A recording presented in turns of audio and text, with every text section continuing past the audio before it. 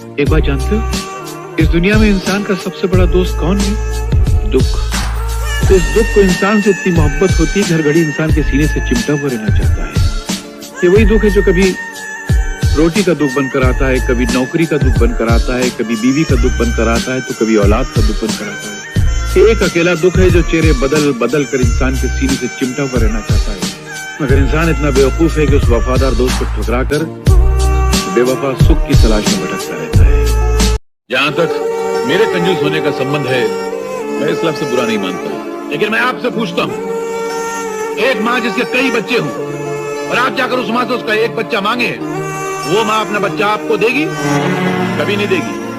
इसी तरह मैं भी अपनी मेहनत से कमाए हुए अपने एक एक पैसे को अपनी औलाद समझता हूँ। अगर वो माँ अपना बच्चा नहीं देगी तो मैं भी अपना बच्चा आपको मुफ्त में नहीं दूंगा।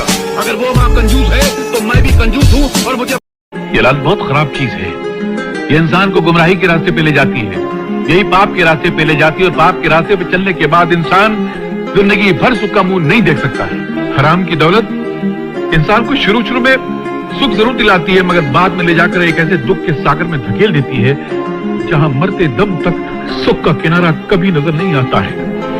इसलिए इस बात को मान ले, दुनिया के सामने ऐलान कर कि पाप के रास्ते पे चलने के बाद इंसान कभी सुखी नहीं रह सकता है। ये बात तेरे काम आएगी, तेरे औलाद के काम आएगी, और हिंदुस्तान के बिगड़े हुए करोड़ों नौजवानों के काम आएगी, और उनके माँ बाप दिल खोल कर तुझे दुआएं देंगे। बेटा, इस दुनिया में इंसान को अपने कर्मों का हिसाब यहीं पूरा करके जाना पड़ता है।